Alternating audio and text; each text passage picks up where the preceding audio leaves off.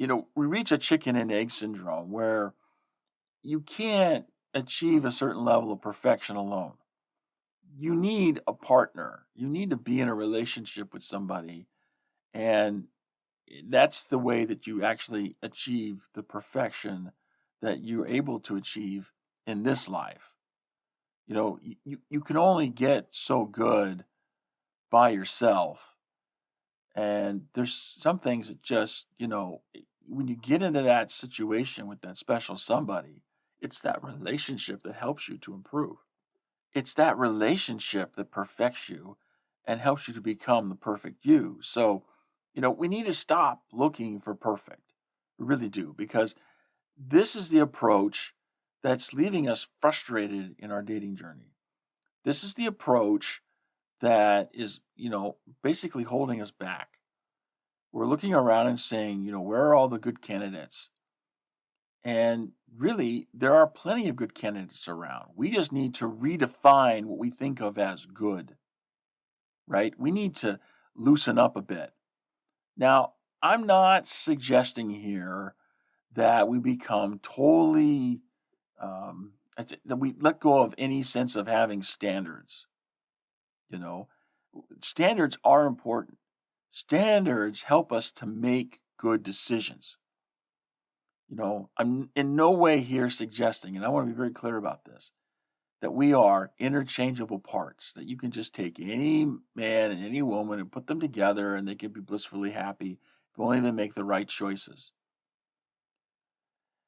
Theoretically, that is possible. But as we all know, there's a big difference between theory and practice. There's a big difference between the intellectual, configurations that we can imagine and, actually putting things into practice.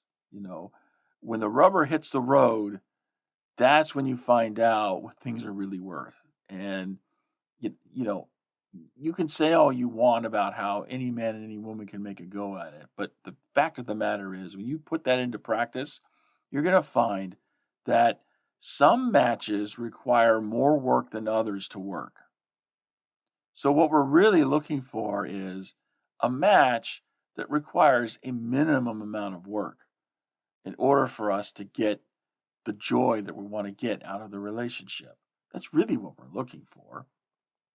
Most of us have standards of perfection that are so exacting that we don't want to do any work at all. We just want somebody that comes in and we just fit hand in glove and, we don't have to do any work. The person just comes into our lives and whisks us away to our happily ever after. Unfortunately, real life doesn't really work that way. Real life is going to require us to do some work because here's the truth of the matter. Even if you were to find a person who made you feel that way, eventually the pheromones are going to wear out. You're not going to be on an emotional high forever. There's going to come a point where the honeymoon is over and you're basically left with life.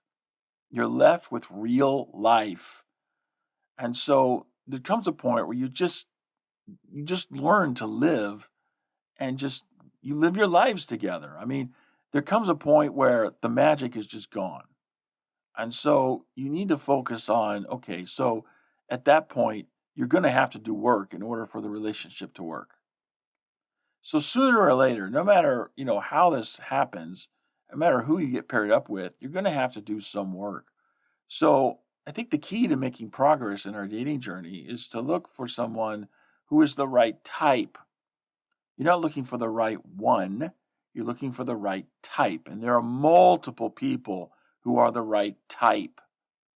Howdy peeps. I hope you enjoyed this clip from the Join the Journey radio program. And if you did, be sure to click subscribe so you can get more clips in the future. And be sure to check out the Join the Journey radio program broadcast every Wednesday night on the Join the Journey radio network. Find more information at jointhejourneyradio.com.